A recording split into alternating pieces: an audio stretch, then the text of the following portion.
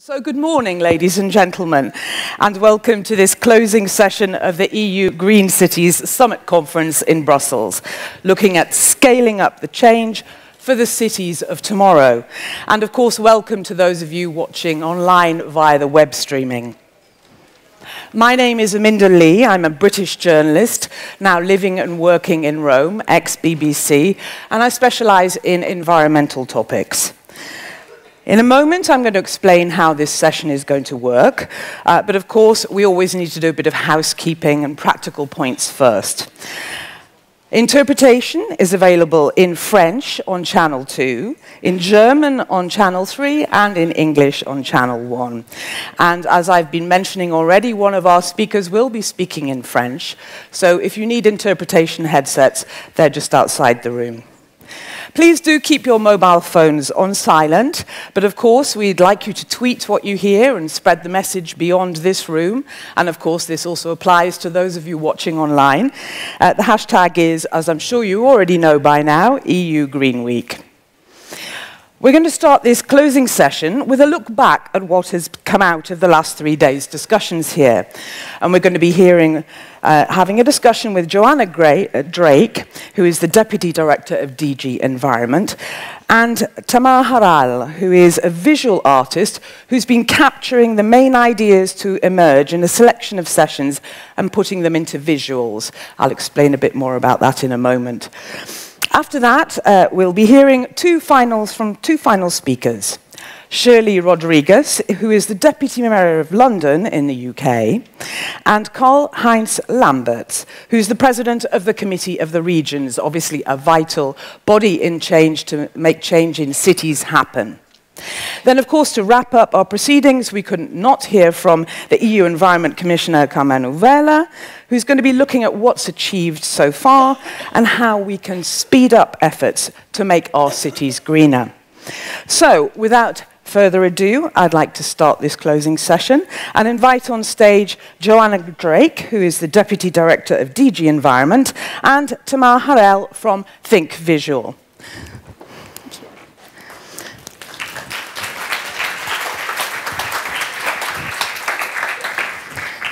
So just to explain to you a bit about, in the middle, just to explain to you a bit about Think Visual and what it is and what Tamar and her colleague have been doing.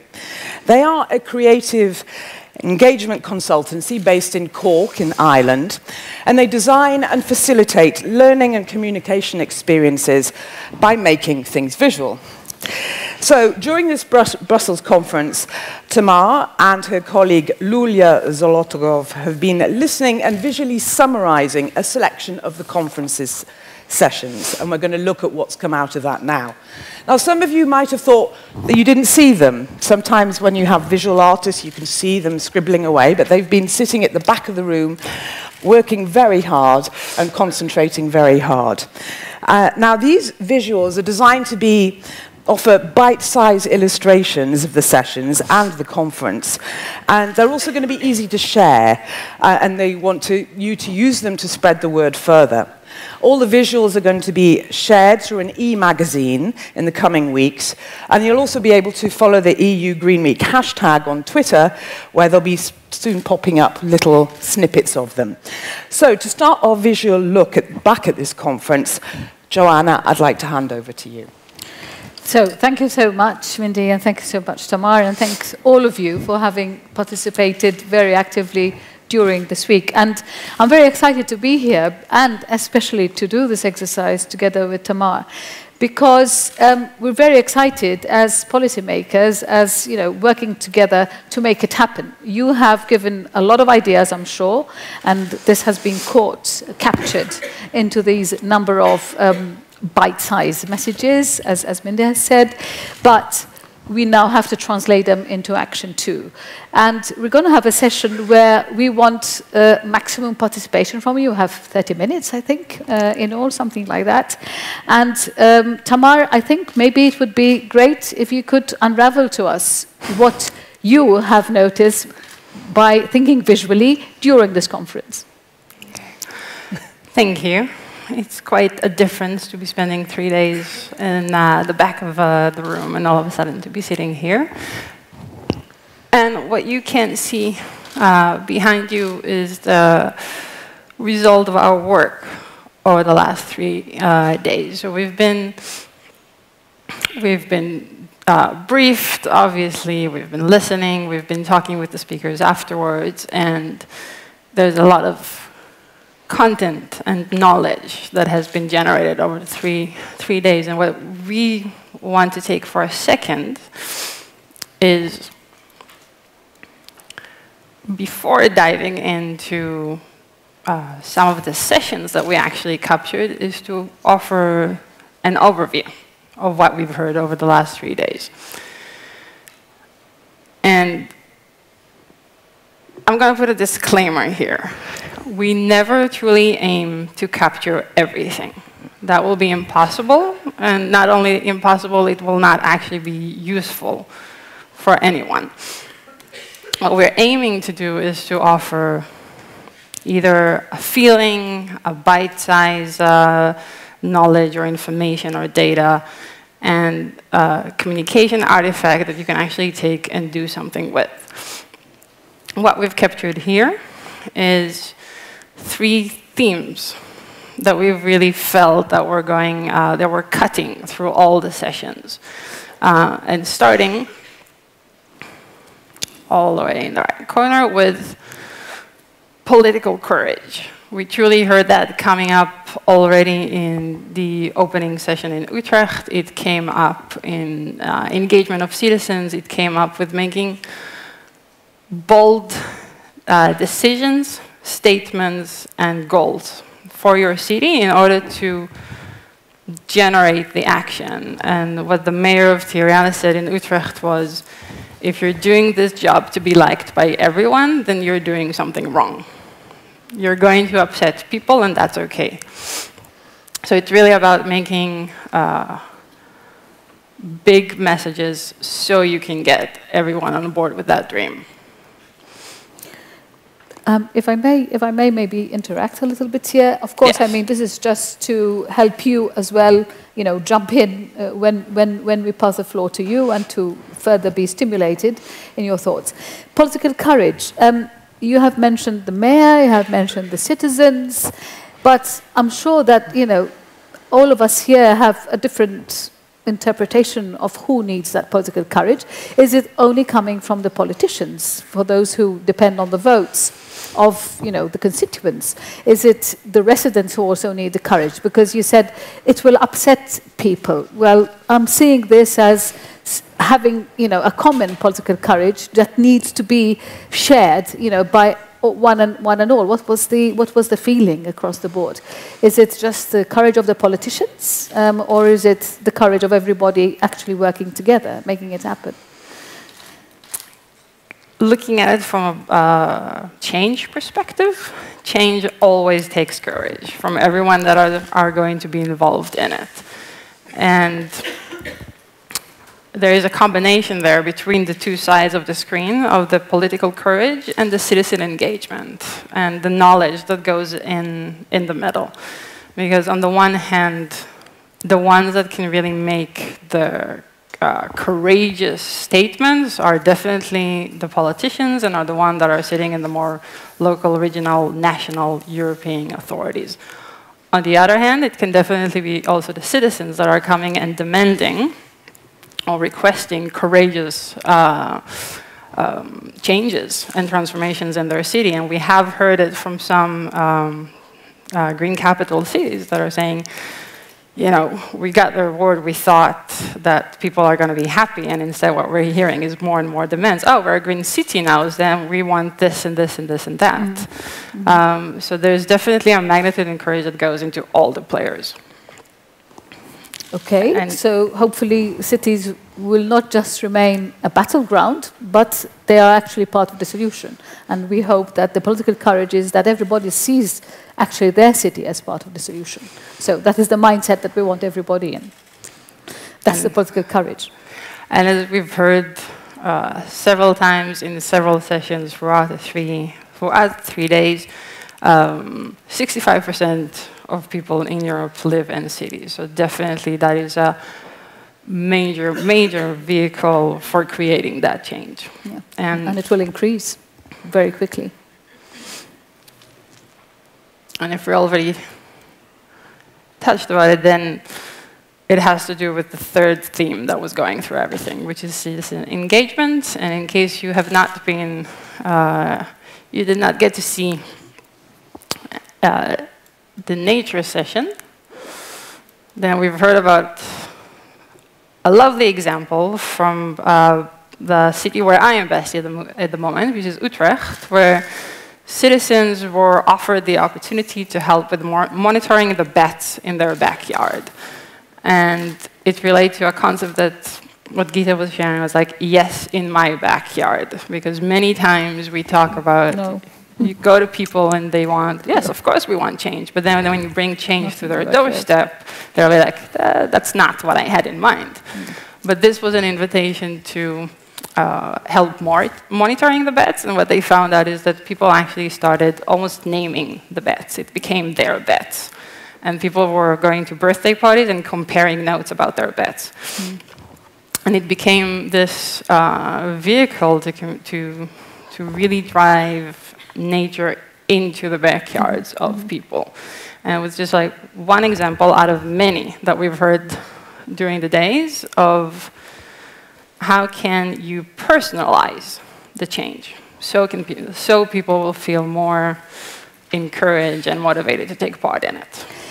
It's interesting that you talk about personalization and this bat exercise, which basically serves to mainstream perhaps a whole movement. You know, we can start from somewhere, because that's another question, where do we start? And it's something that in the end bought into the others' engagement. But one question here maybe is, usually people ask, okay, why should a citizen engage? What's in it for them?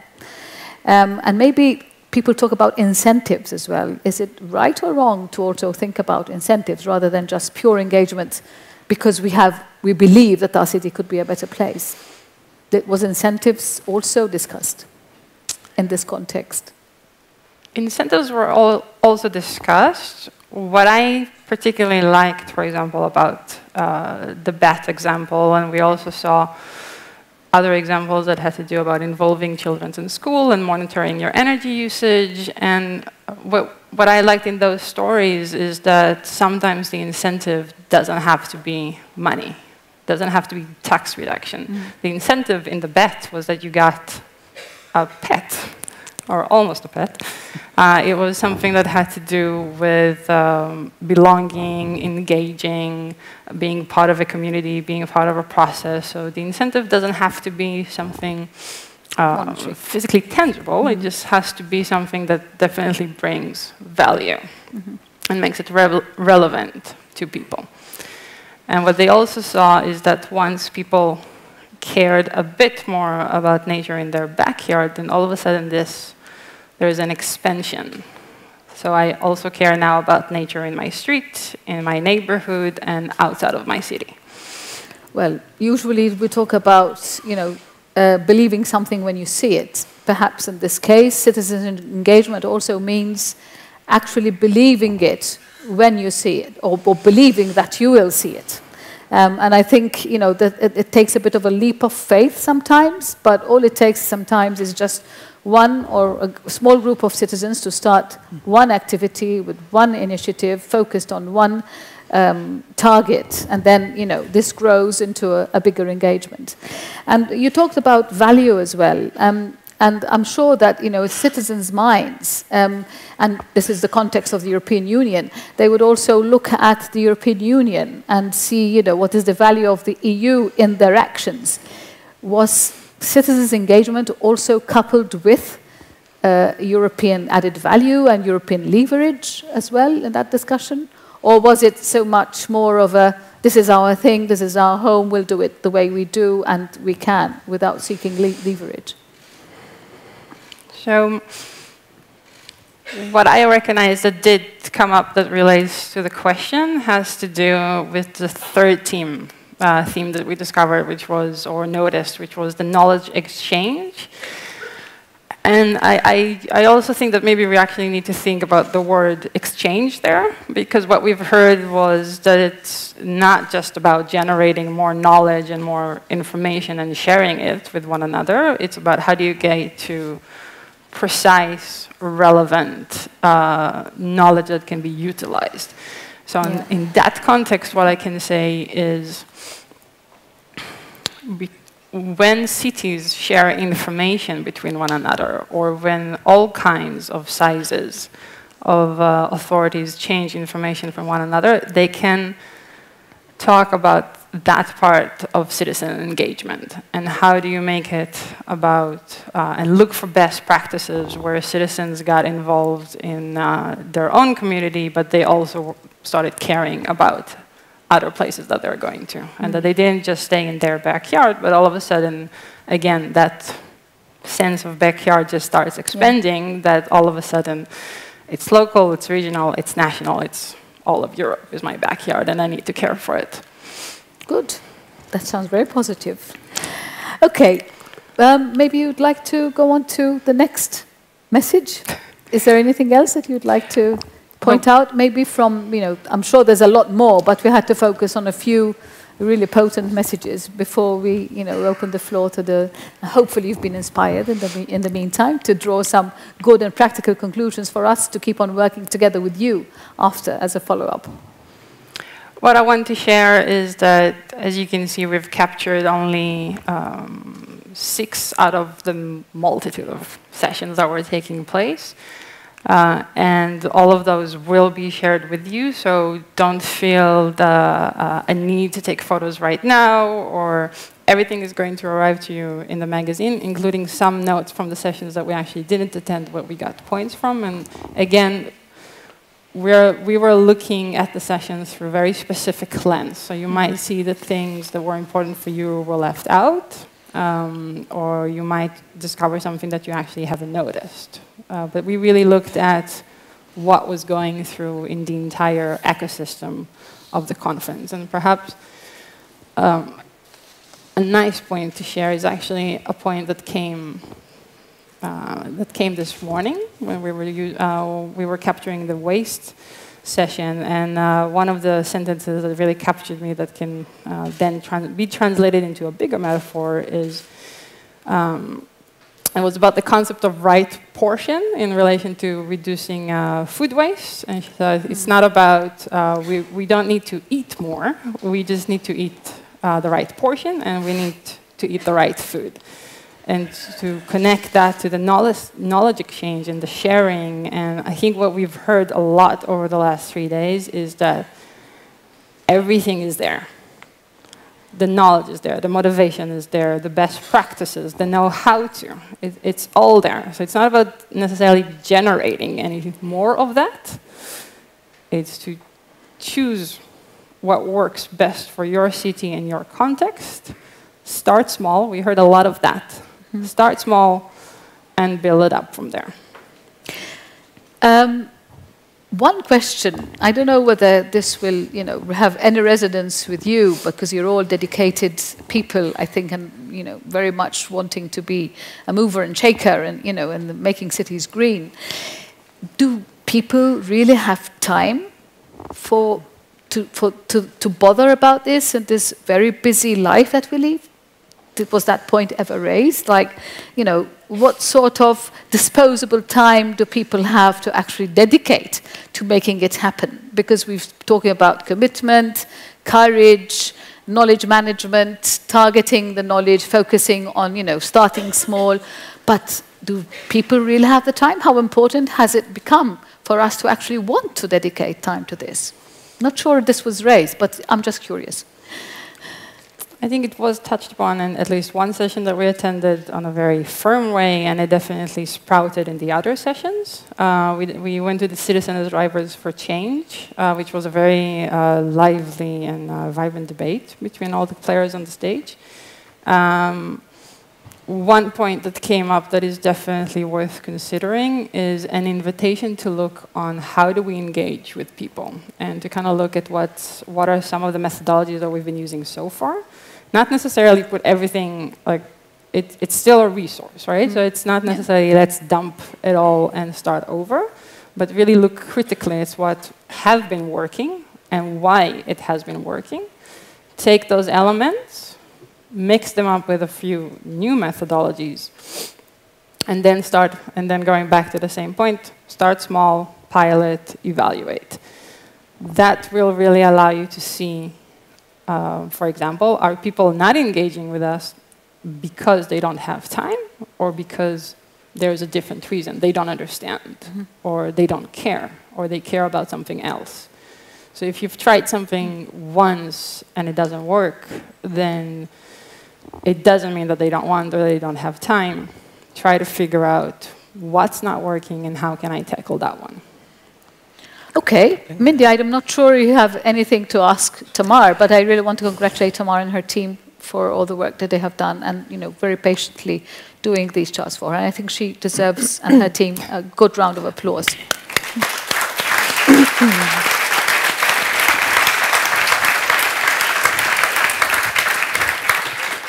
The only thing I would add is don't worry if you can't read everything here, because you will be getting a copy of the e-magazine and there will be snippets coming out on Twitter, etc. So you don't need to be madly writing everything down. I think it's probably a good moment to try and also get some conclusions from the audience as well. We have microphones around. Yes. So if you'd like to put up your hand, and floor anyone wants floor to is add open. something. It's at your end now. I'm very curious, by the way. Yesterday, I opened the first ever speed dating session between cities. We asked people to fall in love, and I'm really curious to see if there's any love affair already developing. So, floor is yours. Would like to start. There's a gentleman here. Can we get a microphone over to this gentleman here? And anyone else? We've got another microphone we can already place if anyone else wants to add something. There's one over there. Can we get it over there? Yes, thank you very much. Robert Wager from Munich, Germany. And Ecocide on Earth is an institution. And I think... Sorry? Can you get up? I think people can see you better. Yeah. Hello. Yes, I think it was really great to see that many really relevant questions were addressed during these days here. And for me, an important insight was also that we should really reconsider what subsidiarity really means for us. And that it should be also considered to really implement it in an original way.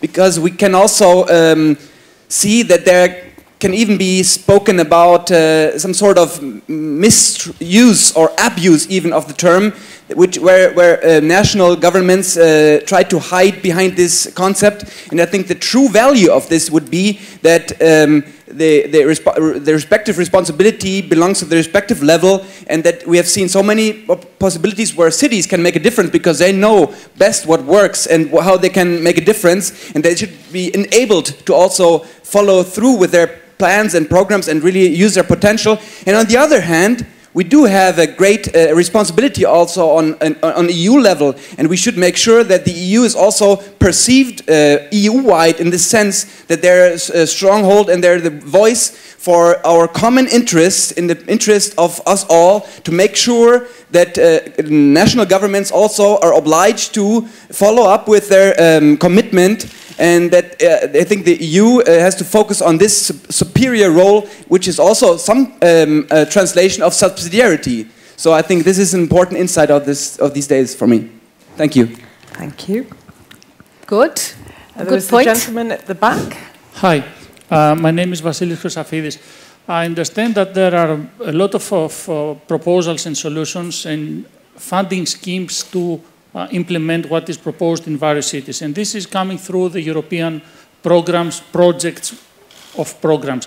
So, as I understand, there is a study by European Commission to make the implementation of the successful outcome of a funded project via a European program obligatory to be implemented in other cities. So, could you elaborate on that? Is that working?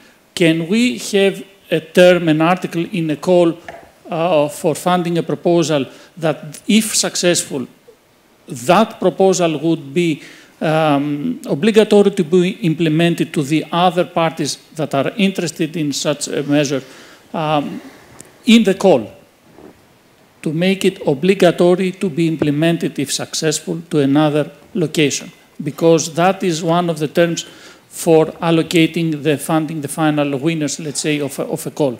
That proposal, the outcome must be transferable. So would that be made obligatory to be implemented? That is my question. Thank you. Well, probably you are referring to the peer-to-peer tools that we are developing. And of course, I mean, if that is one thing that we are definitely encouraging in this particular context, especially cities, best practices. And in this Green Week, we have been definitely taking this up as a main focus area. Of course, what you are referring to may refer also to contractual obligations, which obviously would then be regulated by the rules that would govern that particular contractual relationship. And of course, if the parties would have agreed in the contract to implement a particular measure, then of course that obligation holds. But of course, here we're talking more of being inspired by good practices that might actually have worked in a city which has really embraced urban planning, strategic urban planning, and which would also work with easy adaptations in other cities. And of course, this is a different kind of mindset, but it's a mindset that has and leaves the necessary impact and results as well, and that we hope that we can actually make more visible and measurable in the future. Okay, we have some more time. There's a gentleman here. Can we get a microphone over here? And one over there. We'll start off with this one, and if we could have the second one there. Commissioner Vella yesterday stressed the need for communication. So I have a suggestion. We have here 400 people in the room, but in this country there are 10 million people, and in other countries, Europe is 360 million. To trickle it down and to, on the same time as this event happens, to have all the municipalities involved. In each municipality, each city, you have people who come together and relay this down. Because I'm a journalist and I came here and there's no press room, there's no press release, there's no, so communication is key. We are, my team, the communication team from DG Environment will tell you that, you know, we are tweeting continuously, we are putting things online via Facebook, you know, hashtags, etc. So we're hoping that the social media part is actually really leaving a lot of impact. I don't know whether anybody can update us from DG Environment on what's happening there, but I think your suggestion of communicating more to the cities, yes, Gilles, I think you would like to comment on this? Yeah, thank you, Joanna. Gilles Laroche, Communication Unit, DG Environment. Well, we have a press kit already on our website, and there is a press room. So you are most welcome. Okay. And I also know that, of course, you know, lots of partner cities, there have been events. It's not just happening here in Brussels, you know, for the last few years.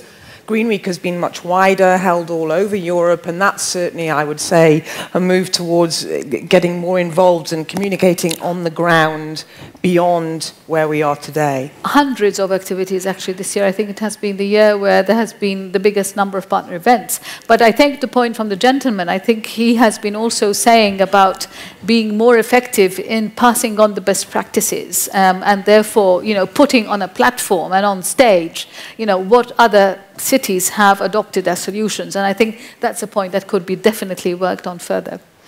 And also, I think it's also up to us as well, talking about engagement. We also, every person, whether we're a journalist or not, has a responsibility to spread the message as well. So there was a gentleman there. So, thank you, Matthias Sinn, City of Essen. Thank you, Joanna, for mentioning the speed networking yesterday. And you asked if we matched. Yes, we matched sometimes 3,000 and 4,000 people. So it not only people but also cities. So it was a nice thing, and I think with the peer-to-peer possibility to exchange, we'll have in the future a new possibility to really exchange and find new solutions. Thank you for that. It might also be, thank you so much for sharing that with us. And this has been the first ever time that this happened. I hope it will remain a permanent fixture, because this is one of the ways of how we could actually entice and make better known best practices. But I think it's also worth saying that the Commission doesn't only, just give us something to stimulate us and then leaves us alone, but actually there is the follow-up financing of the meetings, of the peer-to-peer dating, as we have called it, between cities. So I think that's also an incentive, if incentive be needed, to actually entice others to also share what they have and maybe be inspired by other cities.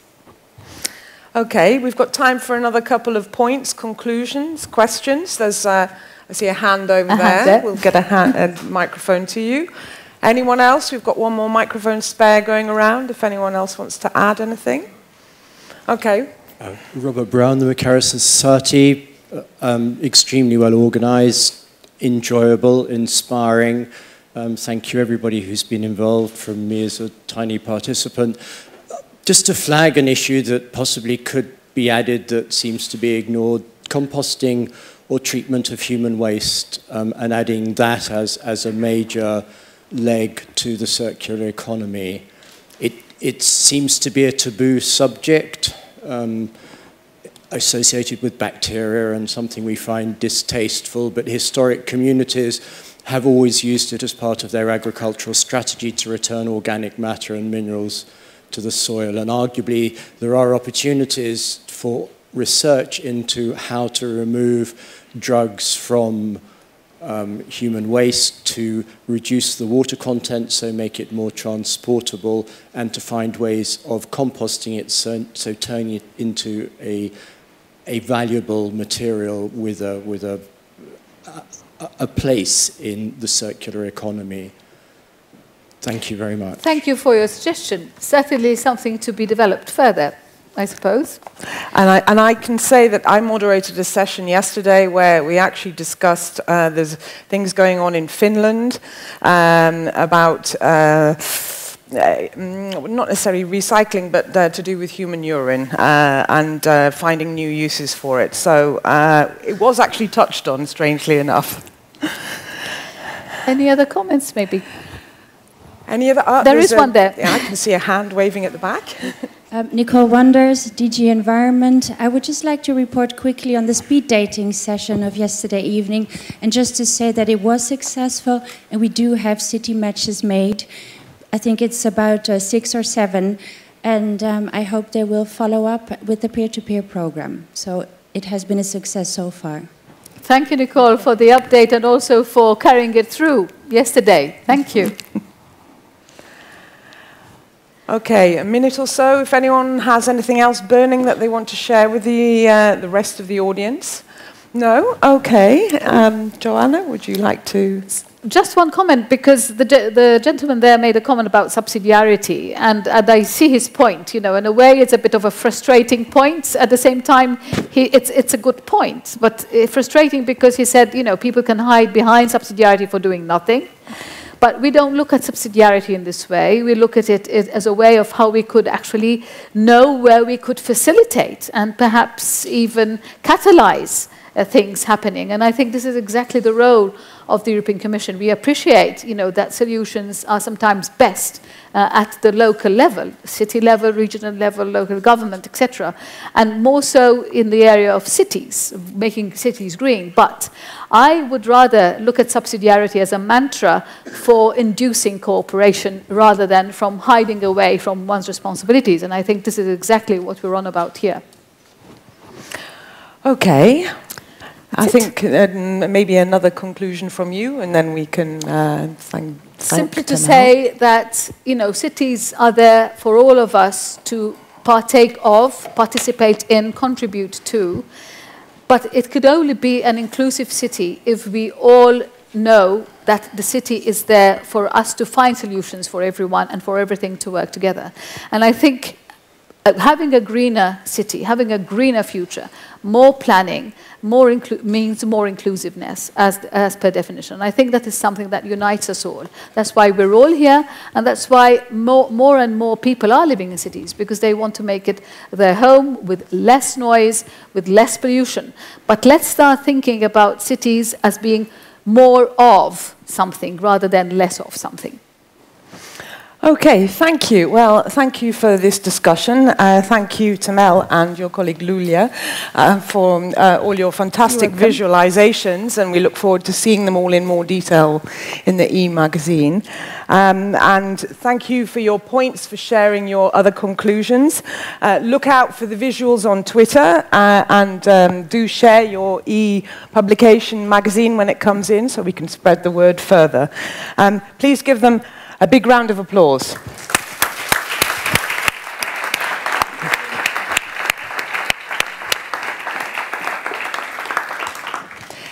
So now we're going to our final two speakers before Commissioner Vella concludes our proceedings here today. First of all, I would now like to call up on stage Shirley Rodriguez. She's the Deputy Mayor for Environment and Energy of London in the UK. Among other things, she's working with Transport for London to deliver the Mayor's plans for tackling air pollution across London, a subject we all know air pollution is incredibly important and a big problem we need to tackle. She was appointed to her current role in 2016, but she has a long track record of developing new environmental policies in London. For example, helping to implement the London Low Emission Zone and programs to retrofit London's residential and commercial buildings. Please give a warm welcome to Shirley Rodriguez.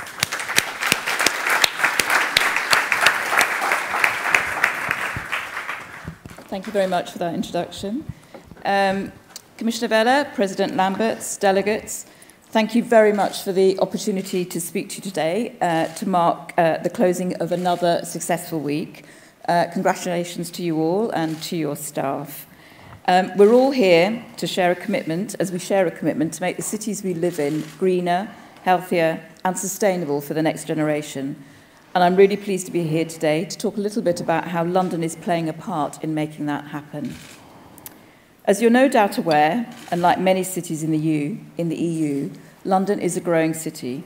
And with this growth, inevitably comes challenges to our environment. Over the past 10 years, our population in London has grown by around 100,000 people every year. And we're now at a historic high of 8.6 million, making us the largest city in Europe. And by 2050, we expect London's population to be over 11 million people. This growth reflects London's economic strength, and as you know, London is a major employment centre and international hub. But that means we need a lot of infrastructure, and to give you an idea of the scale of the change we need to keep pace with this population growth by 2050, we estimate we're going to need an additional 1.5 million homes, a 20% increase in energy supply capacity, a 50% increase in public transport capacity to cope with the additional 6 million trips per day expected, and over 600 more schools and colleges. Now, in terms of London's environment, we have a good environment, but we are facing challenges, and we need to overcome those challenges and ensure that whilst we grow, we protect the green spaces that Londoners know and enjoy. We have a fifth of London that's built on the former floodplains of the Thames, and we have something like 49 railway stations, 75 underground stations, and 10 hospitals in that floodplain. So we need to make sure that's still well protected, and we need to make sure that these existing buildings, as well as new ones, are resilient to the impacts of climate change. And you know the challenges we're facing about our air quality in London. We need to clean up London's dangerously polluted air, half of which is caused by transport emissions, and that's largely due to fossil-fueled vehicles. Emissions of particulate matter and nitrogen dioxide in London are estimated to cause thousands of early deaths per year, as well as a host of lung and health conditions, particularly and most worryingly affecting our children. But it's not just our air quality that's a challenge. Whilst we've seen a 25% reduction in our carbon emissions on our 1990 baseline, We're behind where we need to be if we're to meet global climate targets. And the Mayor has an ambition to make London zero carbon by 2050. So that's a big challenge that we have to face. And the growth in London, London's population, has also seen our waste bill grow. It's currently around £2 billion every year, and that's forecast to rise by a third by 2050 if we don't transform the way we deal with our waste and move to a more circular economy. But despite those challenges, and they're very big challenges, we have a lot of faith that we in London, along with our European cities, can play a leading role in overcoming these challenges. The EU's ambitious and binding rules in a wide range of areas, from air quality, climate change, water, waste and biodiversity, have provided the framework which have allowed us to show the leadership and take the action locally in London. For example, in his environment strategy, which was finally published on Monday, I'm pleased to say, the Mayor has set out a raft of bold measures to improve air quality, deliver clean public transport, promote the energy-efficient retrofitting of our buildings and scale up recycling. As you may know, he's introduced the toxicity charge, or T-charge as we call it, to discourage the most polluting vehicles entering central London. And that's a precursor to bringing forward the date of the first central London ultra-low emission zone in any city to April next year. We're also introducing low-emission bus zones. So these are bus zones or bus routes where they're very polluted, and we're cleaning up the buses along those routes. And we've introduced the first 2 of those already. And we're only now licensing taxis that are zero-emission capable, and that started from the beginning of this year. Now, these policies are already starting to work. Since 2016, when the Mayor was elected, we've seen a 93% reduction in the number of hours that exceed the 200 micrograms of nitrogen dioxide limit, the hourly average legal limit.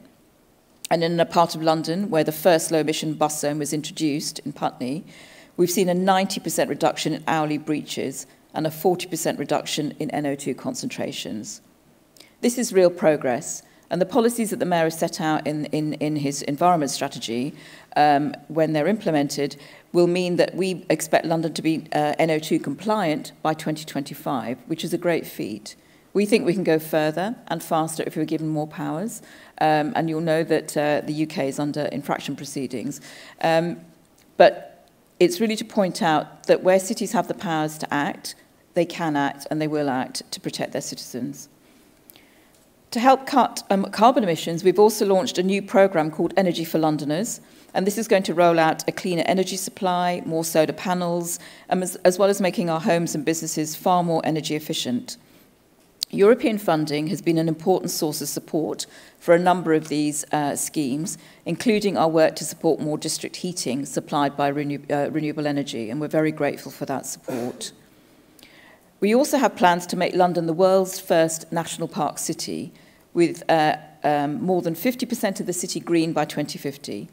And we're supporting local tree planting and the improvement of green spaces. And we heard in the earlier session today about how resonant our green spaces are, and how that's a really useful way, a sort of captivating way of engaging people in improving their city. The National Park City campaign started out as a one campaign around making our city greener, 50%, a minimum of 50%.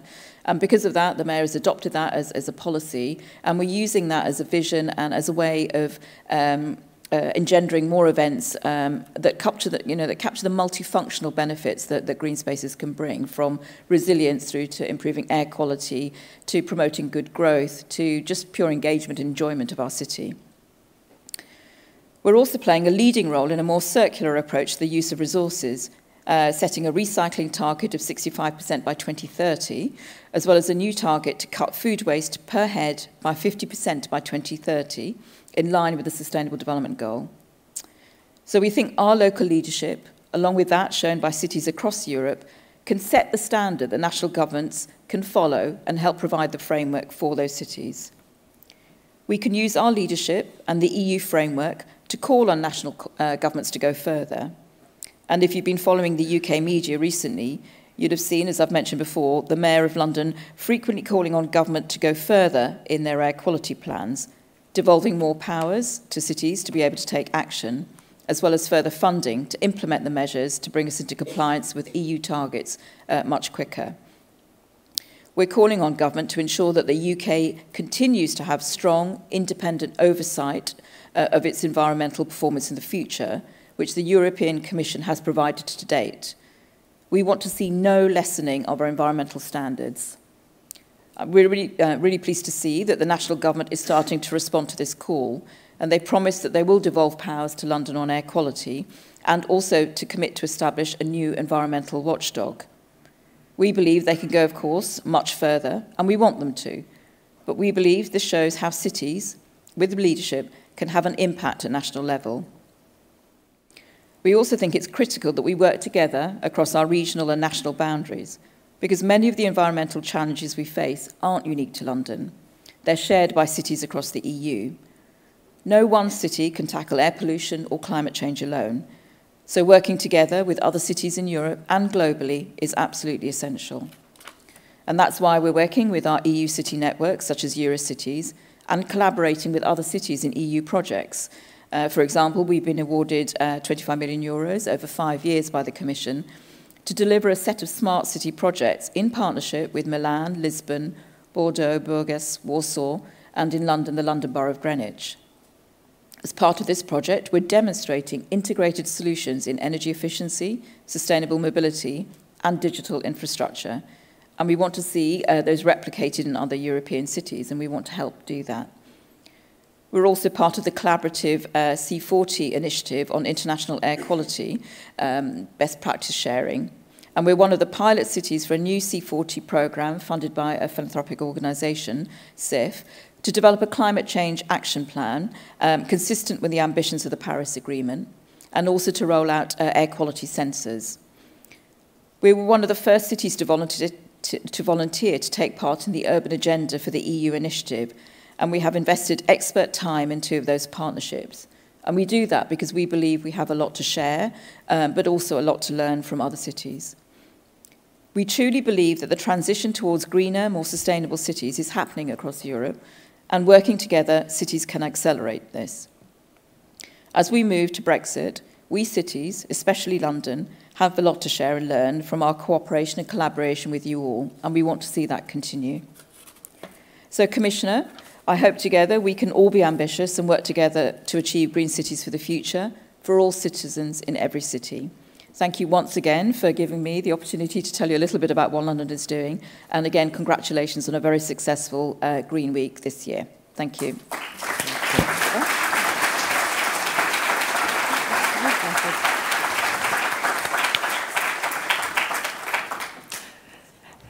Thank you very much indeed. And as you said, it's all about working together. And it was interesting to hear your exciting plans and the ambitious goals that you have. I don't know whether you want to, we're not going to go into the whole thing about Brexit or anything, but obviously this poses a challenge, but it shows that wherever you are in the system, we still need to work together. That's absolutely right. I think we have a Brussels office. One of my colleagues is here, Anna Maria, and she and Ian, another colleague there, are absolutely critical in sort of feeding in what London is doing, the experience that we have, but also the challenges we have, so that in making policy at Commission level, that you understand the issues that the citizens of London are facing, the challenges that they're facing, but also some of the solutions that we think we can share with other cities across Europe. And I think we have a role in feeding now and post-Brexit, that sort of policy input, but as I said, also to learn from others. We don't have the solutions in London. You know, many of the things that you'll see in London from the low emission zones or congestion charge or some of the work that we're doing on biodiversity, we have shamelessly stolen, as the Mayor has said, from other cities. And we've heard earlier, there's a difference about how you might apply it in the context of London. But collectively, I think that all comes to, to improve the environment across Europe and globally. And in fact, that's a very important point because, as we've heard in a number of sessions, we have cities that are very different sizes. And so whatever the solutions are do need to be adapted. Is that an easy process? Is that how quickly can that be done so that you can make the most of the solutions quickly? it's not always easy. I think the colleague who made the point about subsidiarity earlier, you know, we have different makeup of powers and competencies, all of us different cities. So we all come at it from a different place. And as I mentioned, the mayor has called for other powers in order to enable him to move faster, for example, on non-transport emissions, which the government has heard. But that doesn't stop cities working with citizens and business to take forward action. I think one of the most powerful things is leadership, and Tamar, I think, mentioned, you know, the courage just to reflect what citizens are wanting and say, you know, which we are doing in London, to say we want to improve our air quality, we're going to do it irrespective of whether we have all the competencies, and we can move fast. And we will lobby government and others to take action. That can still be done irrespective of the powers you have. Obviously, it's a lot easier if you have the powers and the funding. Yes, okay. Thank you very much indeed for coming. Thank you.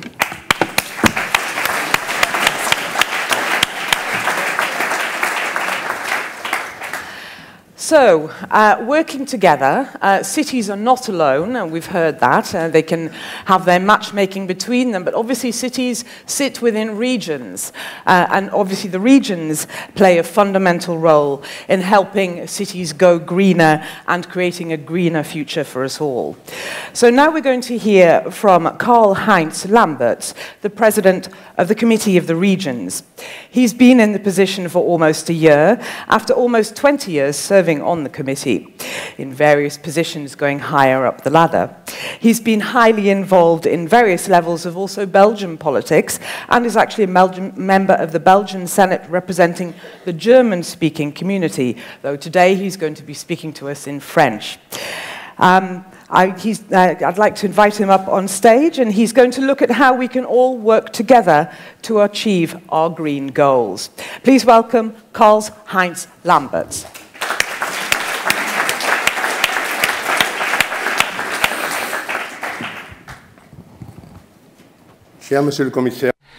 Commissioner Vella, Madam Drake, ladies and gentlemen, I'm very happy to be here today because there's a lot at stake in what we've been talking about.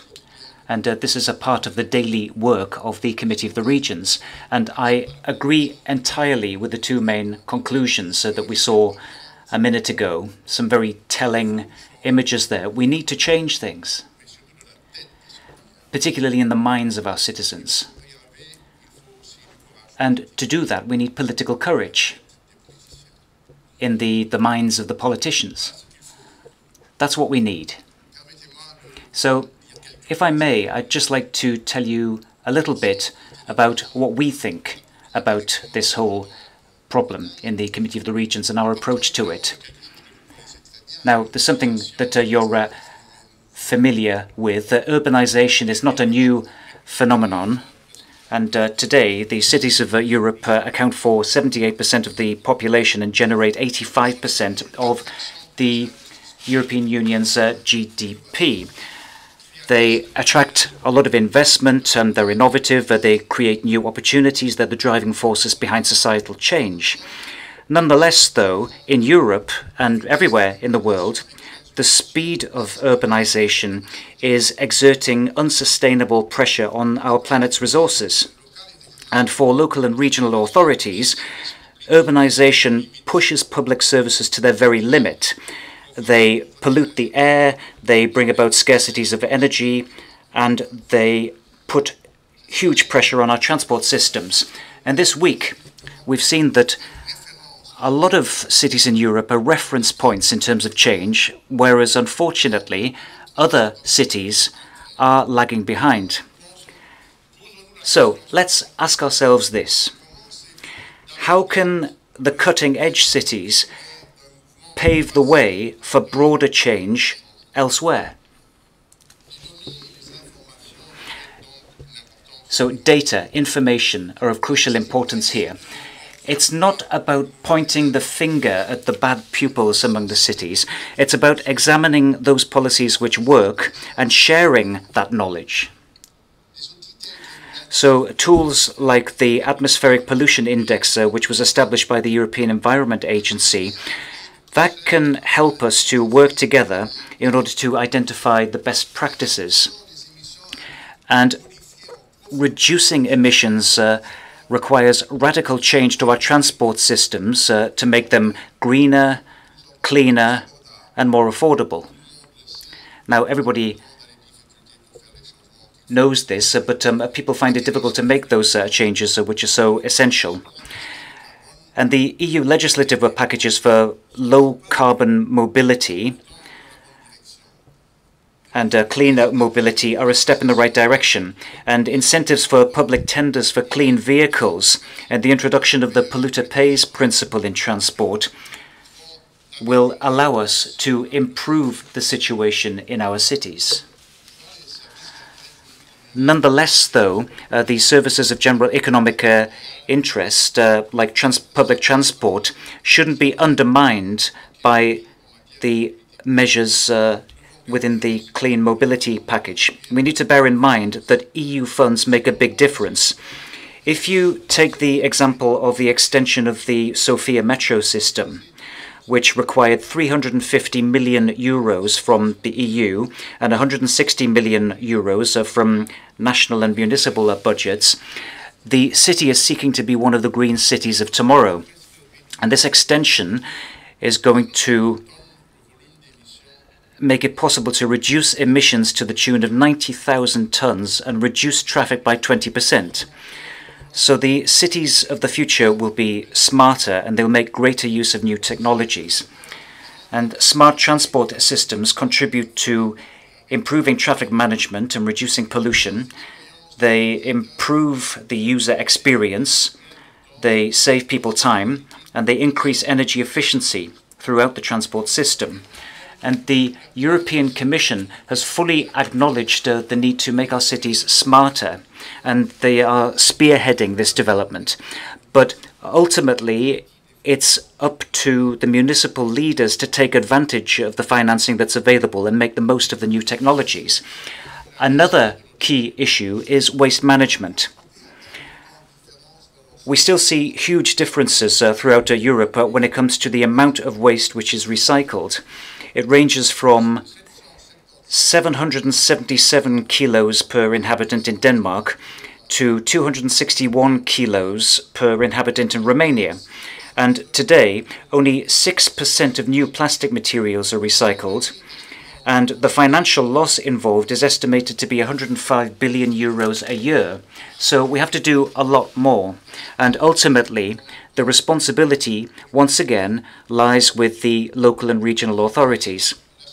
Each year, the European Week for Waste Reduction is a place for us to learn about and share good practice, the most innovative ways of managing waste in Europe. But we need to make sure that this knowledge is passed on to each individual city. And that's why our committee is willing to disseminate that information to the local and regional level through our members and in cooperation with the other European associations representing the local and regional authorities.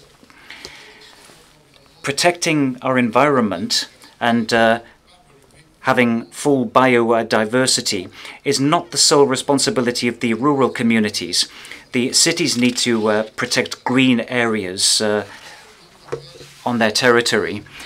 And just a few days ago, the 21st of May, that wasn't just the first day of the Green Week, it was also Natura 2000 Day. It was the anniversary of the approval of the Habitat Directive and the LIFE programme. And the quality assessment for the nature directives has shown that when these directives bear fruit, it's often thanks to the local and regional authorities, which have been managing Natura 2000 very successfully in cooperation with the other main stakeholders. Our committee is responsible for 4 out of 15 of the actions in the new action plan for nature, people and the economy, which is aimed at improving the nature directives. We help local and regional stakeholders to improve the implementation of the nature directives, and we try to make sure that their point of view is taken into consideration. And last week, our committee took part in the Natura 2000 awards ceremony, which celebrated the efforts that have been made throughout Europe. And we can't think about these issues in isolation.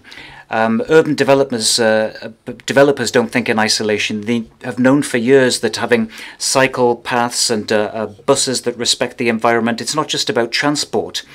This is all part of the overall pollution reduction effort. And having access for everyone to the internet 24 hours a day, 7 days a week is not just about communication. It stands to benefit the economy as a whole. And building new houses is not just about providing affordable housing for everyone, but it's about reducing energy costs. And EU legislation is very much along these lines, but there's still a lot to do in order to guarantee a completely integrated and complementary approach. The urban programme launched during the EU Dutch presidency is also in the right direction, but we need to move forward and move onwards and upwards and regularly evaluate the progress that we've made. Regional and local authorities will never be able to bring about radical change without investment. And as recently as last week, we had a constructive debate on the next EU budget with Commissioner Oettinger. And when you talk about money, friendship often comes to an abrupt end. So there's a lot at stake in financial terms.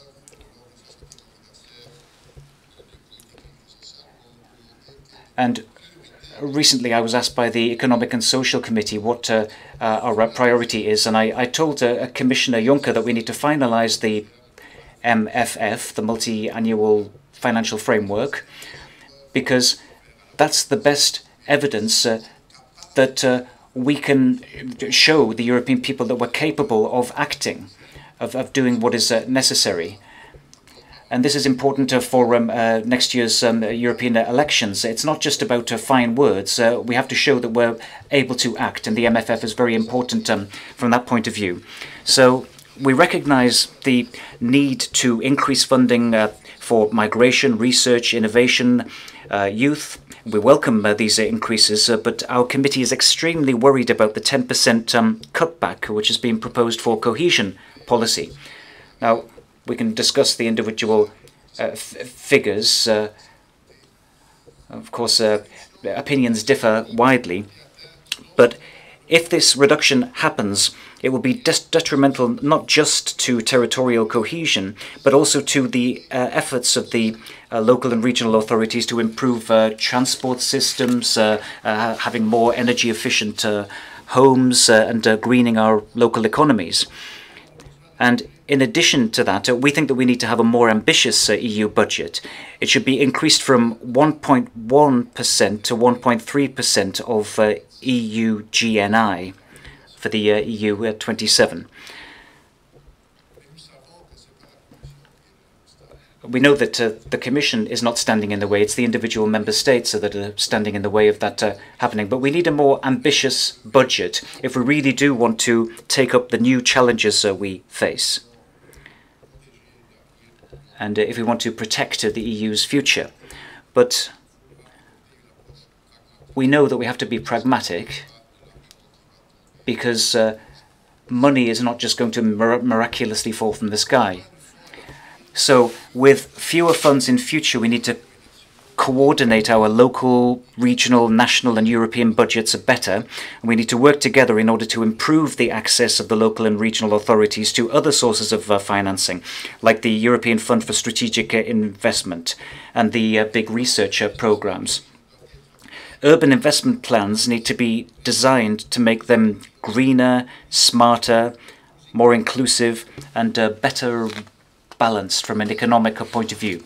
So just to conclude, this year the Green Week has shown to what extent European cities can be innovative, and it's shown how important it is to exchange good practice, particularly through the new TAIEX EIR peer-to-peer tool to improve implementation of EU legislation. And I'm convinced that our cities will shape the future of Europe. They're hotbeds of innovation and societal progress.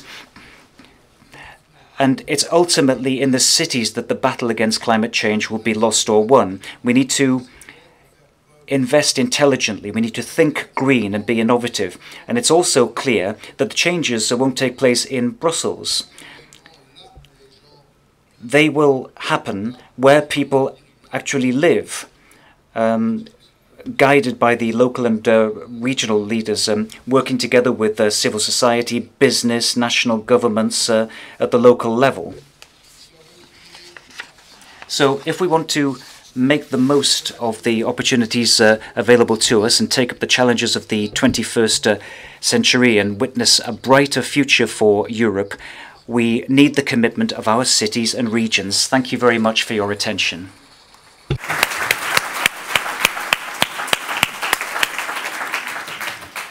Thank you very much indeed, and I think some of your calls certainly asked for some political courage there, without a doubt. So I'm now going to ask our host to draw some final conclusions, and so to do that I would like to invite Europe's Commissioner for the Environment, Maritime Affairs and Fisheries, Carmelo Velo, on stage to give us his conclusions. Please give him a warm welcome.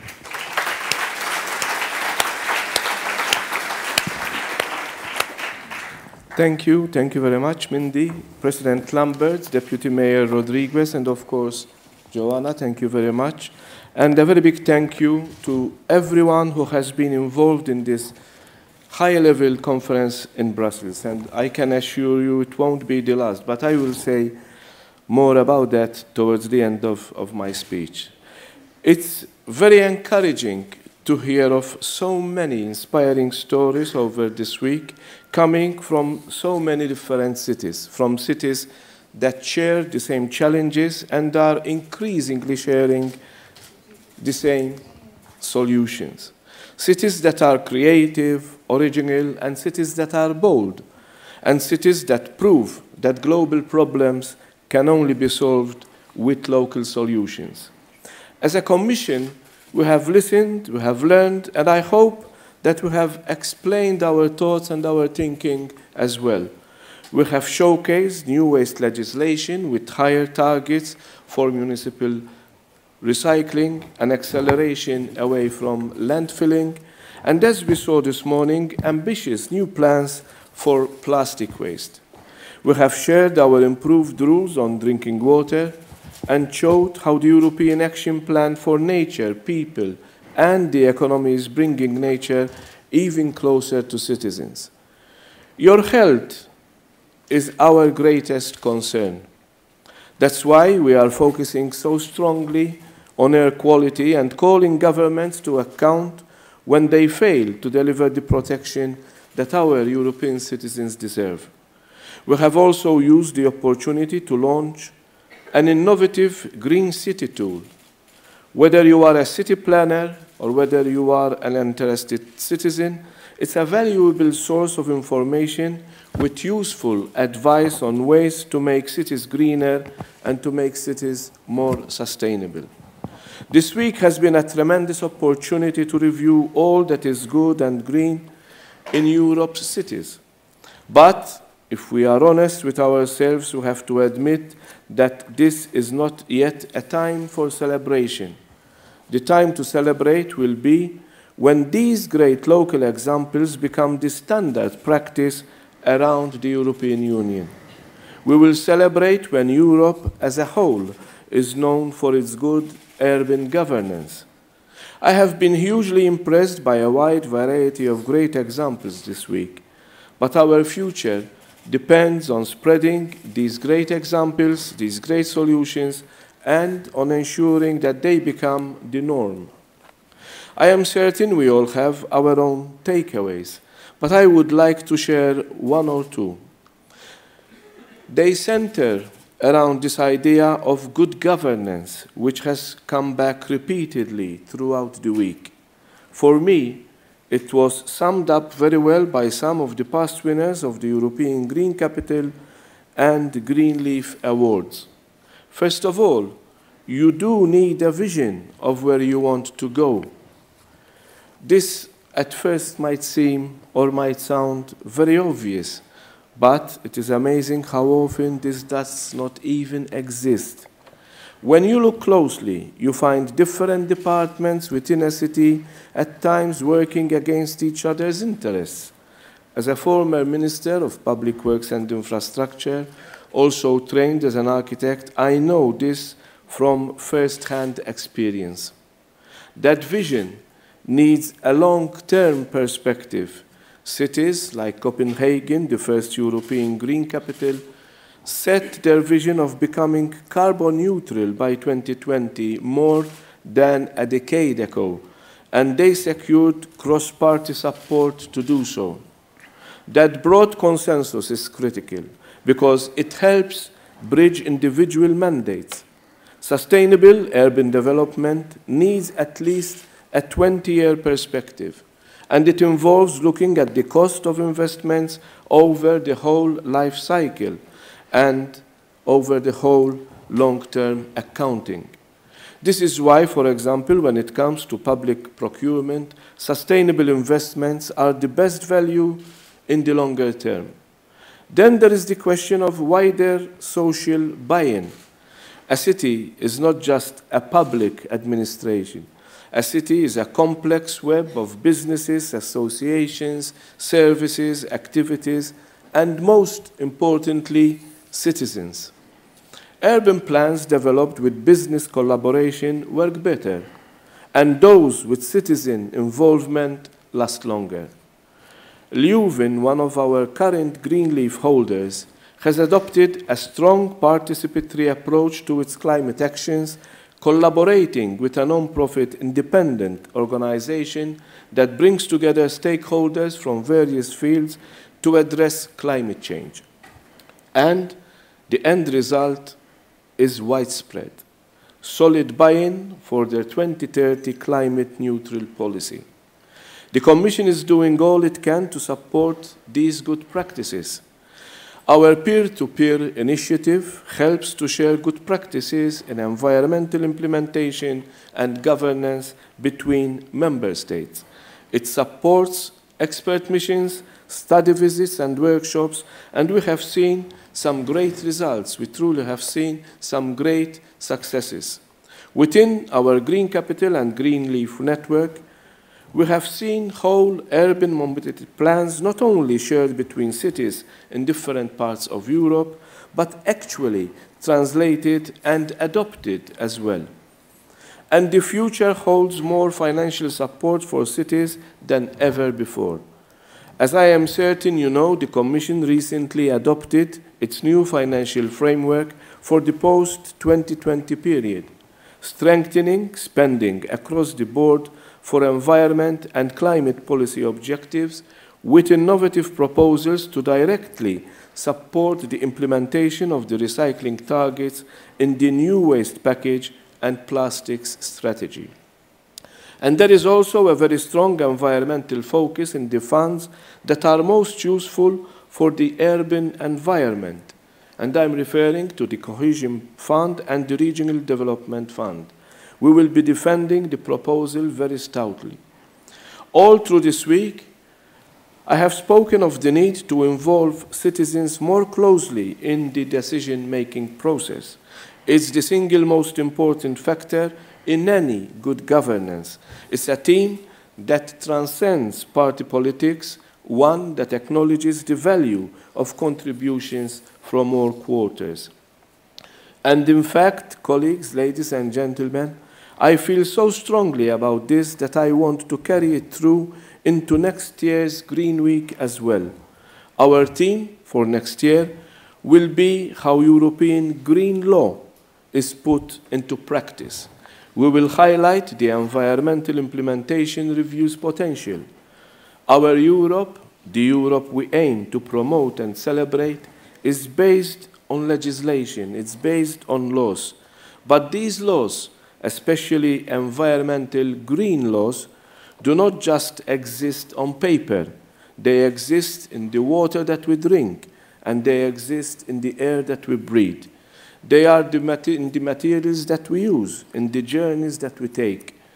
Green law is something living, changing, and constantly evolving. because green law exists most of all in your voice, and we, the Commission, continue to listen. So next year, we want to focus Green Week on your involvement in European law. Our green laws, what they do for you, what you can do to help us improve them, and how they can best work in practice. That's what lies ahead. Today, this Brussels event is coming to a close. I began the week in Utrecht, taking the baton of sustainable urban planning before bringing it here. And tomorrow, we finish in Madrid. So, my congratulations again to both cities, not just for the events of this week, which they have handled quite masterfully, but also for the urban approach they both embody. They both look to the future with citizens' quality of life in mind, and their inclusive approach is delivering a greener, a healthier future for all their stakeholders. So a very big thank you to all who participated in Green Week 2018, and I'm looking forward to seeing you again next year. So have a great year, but above all, have a green year. Thank you very much. Thank you, Ben.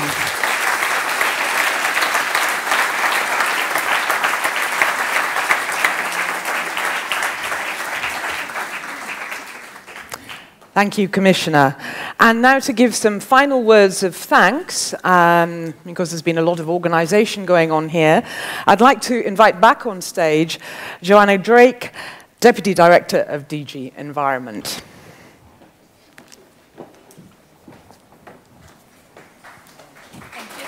Thank you. Just one thought. I need to congratulate Commissioner Vella for putting the challenge back to us for implementation. I mean, my only thing to say as a conclusion, if I may, Mindy, just 1 second. We've had a lot of ideas during this week, and all of you have been inspired and inspiring. But of course, ideas without the will to implement, to make it happen, are worth, well, next to nothing. The same thing with our rules, regulations, directives. Everybody talks about Brussels rules, regulations, directives. They're not worth much on the paper. It's you who bring them alive into a greener city. And I think the challenge that Commissioner Vella has put to us for next year's Green Week, thank you, Commissioner, is exactly this. So I think the ball is very much in your court, and of course we'll be there to help. So let's make it happen. Okay, and I know that you would like to give some thank yous for the organising. I also have my thank yous, and first of all, on behalf of Gilles Laroche, I think Gilles, please stand up, Gilles. I want everybody to see you. Gilles is like, you know, is the mastermind of everything happening and all the headaches. He's been absorbing everything, but he has a fantastic team behind him. And I'd like to mention the people that he would like to acknowledge publicly. So, Natasja, Pam, Janice, Agnieszka, Nadia, and Valerie for the overall organization of Green Week. Please give them a big hand.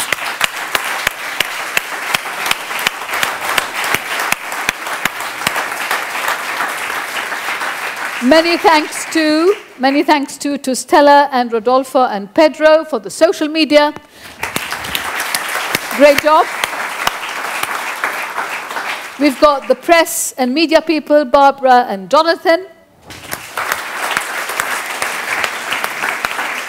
And I'm looking around to see if Ben is around. Is Ben Casper around?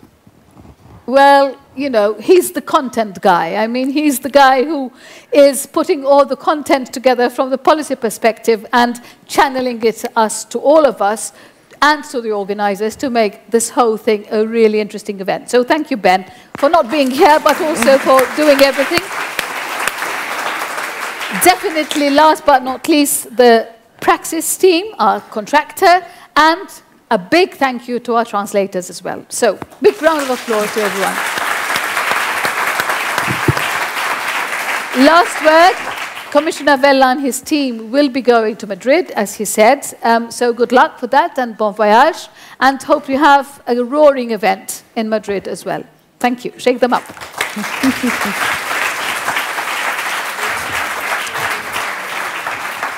Okay, thank you, Joanna. And so with this, we are now at the end of this session, closing this Brussels conference. I hope you've all found the discussions stimulating and engaging. There's now going to be a cocktail reception outside this room. And then later at 2:30, there is actually something going on. There's going to be a side event on the fitness check of the Ambient Air Quality Directive in the Archimedes room. Tomorrow, as you've heard, there's going to be the official closing event of Green Week in Madrid, entitled Doing It Together Green.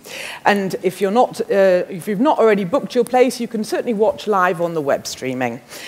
Before leaving the building today, please don't forget to leave your interpretation headsets. You also need your documents to get elsewhere, so don't forget that. And if you haven't filled in the feedback form already, please do so. There are copies here. It is available online as well, but since you're here, why not do it? Your feedback is really important because it helps the organisers create a Green Week that continues to be relevant, stimulating, and a place for knowledge sharing. So I also have one or two thank yous to add to your list because this conference could not have happened and is all thanks to all the partners who held Green Week events throughout Europe, the exhibitors who put on such interesting displays here in Brussels, all the speakers and panelists over the last few days who shared their expert knowledge and experience, obviously our visual artists from Think Visual, the interpreters, we've already thanked them, but thank you, communication is vital, and the technicians, thank you, who made the technology work, the staff at Bluepoint, and all the organising teams behind the scenes from other areas of the Commission as well, who made everything work so smoothly. And of course, last but not least, DG Environment and myself and everyone here would like to thank you participants for your active involvement, your hard listening and your concentration and sharing ideas that have made this Green Week so special. We look forward to seeing you next year to look at how green laws help us achieve green results. And I think we should give ourselves a big round of applause and look forward to next year.